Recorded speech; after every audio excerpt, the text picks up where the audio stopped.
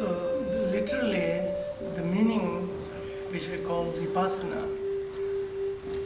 Vipassana means to see the reality as it is, not as you would like it to be. Because most of the time, we just make it up by our own desire, because of our own emotion. So the technique which we call Vipassana is a kind of technique which leads us to see the reality as it is.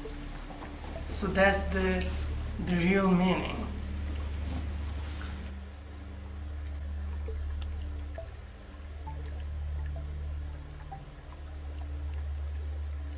So the purpose to practice the Vipassana is actually the path of the Buddha, to practice, and the real purpose to practice the path of the Buddha is to liberate oneself, is to liberate from bondages to the liberation. It is a path to lead you to see the reality from the gross level to subtler, to the subtlest, which we call the ultimate reality. So in a short and brief, the purpose to practice the Vipassana is to cut the root of the samsara, which we call the ignorance. That is the real purpose. And at the meantime, there's a lot of other benefits also. We have a lot of problem in our life, in this life. So if we do practice properly, you can get rid of all this kind of problem in our life, especially the many kind of problem which causes by our own afflicted emotions. So once we able to understand the reality inside, how do we generate the impurities? How do we multiply the impurities? Once we understand the reality inside, then we can understand how could we able to get rid of that, not multiplying it and also cutting the impurities. That's how we can able to get rid of the suffering from this life.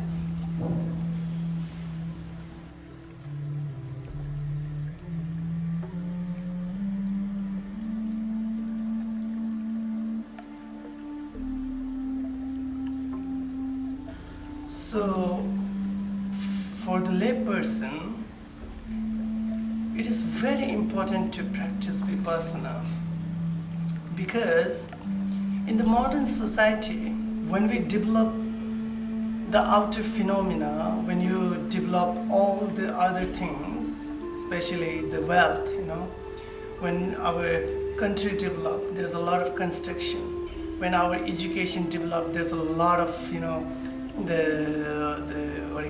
the education system, when we develop our own education system. And society becomes more aware of all the outer phenomena. So they develop a lot of things which we call the outer life, which we call also technologies. Because of all the outer causes, it makes the person or the people, when they do not know about the inside, because of outer phenomena, one's just value about all the outer phenomena, it makes them so worried about, it makes them so stressed, it makes them so depressed, because one doesn't know how to get rid of this problem. At the meantime, one multiply the impurities. One multiply the impurities of the fear that we have in our life, the insecurities, a problem which is created by relation, a problem which created by our business, a problem which created by the wealth. So one doesn't know how to face these kind of problems in our daily life. And they try not multiply the impurities, multiply the problems, suffering. So to get rid of that kind of depression, to get rid of this kind of modern problem, Vipassana offer such a way which you can able to get rid of from this problem and lead oneself with pure motivation, lead one's life, one's family's life with the pure motivation, with the pure responsibilities, with the pure loving kindness and compassion. If you really get established on this technique, Vipassana, then you can be an example for your family members, for your society, for all of others. So very important for the 21st century, the modern life.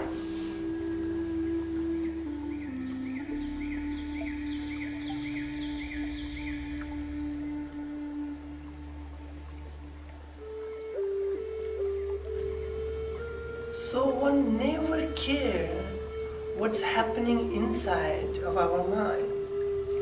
From the time of the birth to until now, we value the outer phenomena. We only care what's happening there, the object of your sense organs, like your five, the form, the sounds that you hear, and all the object of the consciousness, So always care about these kind of things, always value the outer phenomena. And because of that, one doesn't know what's happening inside of our mind. One doesn't know how do we have this kind of impurities. How do we multiply one to other these impurities? How do we multiply our suffering? Like first we, because of some kind of unpleasant sensation, because of this kind of unpleasant sensation, we generate aversion on that, and we multiply that just by reacting on that aversion, it goes deep and deep and deep. We make a bundle kind of, we tie knots in our mind. Of course, there's a the outer root or outer causes which makes you feel, unpleasant, have an unpleasant sensation in your body. Because of that unpleasant sensation, you feel strong aversion, a kind of hatred. Because, sometimes when you have a kind of pleasant sensation in your body, because of that you generate a lot of attachment, tie knots, attachment, to multiply that attachment, become stronger. That is how we multiply our suffering, we multiply our emotions. Sometimes, if a person has a fear, if he don't know what's happening here, so he will, multiply the fear because of the aversion, he will go little deeper, it makes multiply, and bundle kind of miseries towards in our mind. That's how people, many people in this century, especially in the modern life here, they have a stress, they have a lot of depression, they have a lot of other things. In spite of having all the facilities in their life, all the luxurious things in their life, that is why it happened. Because one doesn't know what's happening in their mind, inside of your mind. So reacting to the pleasant and unpleasant sensation with the desire and with the hatred or with the aversion. So because we are valuing too much to the outer phenomena, one doesn't care about inside. So that's how we're reacting. We react on that things, on that pleasant or an unpleasant sensation. Because it has been our habitual patterns, always reacting, with the desire to the pleasant one, always reacting to the unpleasant sensation with the aversion. So I already talked how do we multiply it in a detail, a few days ago, so I don't think that I have to go detail about it. So you have to understand that the multiplication of your suffering and afflicted emotion is to reacting on the pleasant sensation and the unpleasant sensation. Reacting with desire, reacting with aversion to the pleasant and unpleasant sensation. That's how you're multiplying the suffering, multiplying your afflicted emotion, your stress, your fear, your jealousy, and all other. So when you practice this kind of meditation, when you practice the purest form of the meditation which was taught by Buddha Shakyamuni himself. So when you do this meditation, of course, to reacting on the pleasant sensation and unpleasant sensation with your desire, with your anger, this was our habitual patterns. This was our habitual patterns of the past lives and of course in this life, From the time of the beginning, from the time of our childhood, you can see how do we react with the pleasant and unpleasant sensation. I think you guys have a lot of experience than me because you have your family members, you have your kids, and you can see all these things, how they react on the pleasant and unpleasant sensation.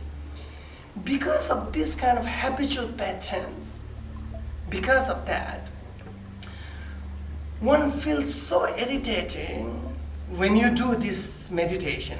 During this meditation, at the beginning of the time or the practice for the beginners, you feel so irritated because you are doing something which is not familiar for you.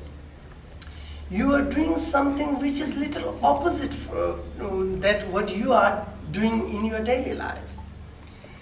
So because of that, because of your habitual patterns, you always react on something. But here, when the instruction asks you not to react, then because of these habitual patterns, you feel so irritated. One feel, I cannot do this meditation. One feel that I want to run away from here. This kind of feeling is the experience, a kind of experience that you are experiencing when you do this meditation, during this meditation. It's not a bad sign actually, it has to come because it's the way for to develop our meditation, so that you have to continue. You have to develop and continue this meditation through that way. So because of our habitual patterns, our mind and our body becomes a prisoner of these habitual patterns. Prisoner, the prisoner to, the habitual patterns, which is reacting to the pleasant one and reacting to the unpleasant one with the desire and aversion. So because of, these habitual patterns, the reason that we feel uncomfortable during this meditation, because of that, because we are the prisoner of our habitual patterns. The one reason is that. And the second reason is itself the second reason to, when you do this meditation, you feel so uncomfortable and something, very irritating. Why? Because of the instruction itself. Why? Because the instruction is, the practice is antidote of that habitual patterns. One feel, when you do meditation, or you feel so irritating, so sometimes you feel, highly agitated. Your mind goes there, there, there. You wanted to do something like this. You don't want it to sit here. You don't want it to sit simply and observing your breath. You don't want it to. Why? Because of the highly agitated mind. This instruction, this practice is the antidote of your habitual pattern. So it makes you so uncomfortable. Your mind wanted to do something like that, something like this, but you don't want it to do this practice. That is one of the obstacles during this meditation. And the another obstacle that you have when you do this meditation, you feel so drowsy sometimes.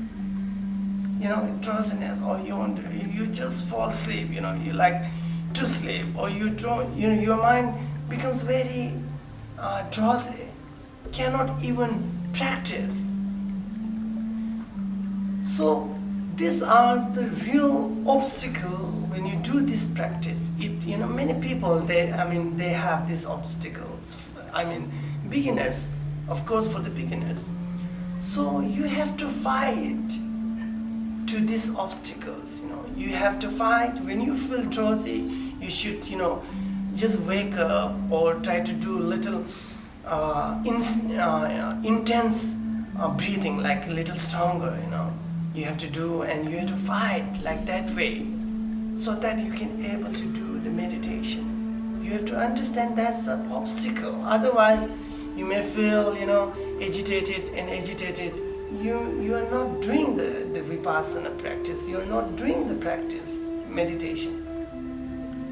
So you are asked to observe the breath that you have in the present moment as it is. You have to observe the breath as it is, not as you like it to be. So when you observe this pure breath that you have, it could be the subtlest part, subtlest breath. It could be the strong breath. It could be heavy breath. Whatever you have in a present moment, you just have to observe it. If it is light, it is okay. It is light. If it is little heavy, now the present moment the breath is little heavy. You're just observing like that without reaction, without any what you call the liking or not liking, liking or disliking. You're not reacting on that. So when you observe the breath as it is, many a times it happens that you are reacting because of the distraction. When you do this meditation, my breath is like this, I don't like it. You may have a kind of reaction on that. Many a times happen because of the distraction. At the meantime, you have to understand that your mind is distracted now. Otherwise, you just think that you are meditating, but your mind goes somewhere else, and you are just reacting, and you are just, by the name of the meditation, you are just strengthening your habitual patterns by reacting. So whenever you have a kind of reaction like that, many a times, you lose your mind, but certainly you have to understand, be aware of it. Presently my mind goes somewhere. You have to understand it, just understand it, and you can able to bring your mind to the object. Understand the distraction. It's like you can bring the mind back to the object. Without understanding it, you may just doing 1 second, doing it, continuing the distraction. So, understood the distraction means you are bringing back your mind to the object. Very importantly, it seems simple, but when you do the practical meditation, it is not that simple. To talk about it is simple, but practically when you do it, it is not that simple. So there is many forms of meditation. Before Buddha, during the time of the Buddha, and after Buddha, there's many other forms of the meditation. Of course, all of the meditation, it has its own benefit. Some, benefit of this, benefit of that, and many other benefits also. It has its own advantages. But when we talk about the Vipassana here, it leads you, as I told you, the gross reality to the subtlest reality, and taking your, cutting the root of the samsara, cutting the root of the ignorance. It takes you until there. So this path is called the path of the wisdom, which is the meditation which was taught by Buddha to all his disciples. This is the unique kind of meditation. So one has to understand, without condemning other meditation, other form of the meditation. When you do this meditation, you have to do as the instruction wants you to do. If you mix it up like this, if you mix like this, a kind of Western, the things here, these things, that things, if you mix it with many other things, then the result that you must get, you cannot get this kind of result by doing this practice. So that is why, understand it properly, the proper instruction, follow the proper instruction, try your best to do as much as you can, so that you can able to remove or cut the afflicted impurities that we have in our mind. Yeah, so that's all for this session, the teaching.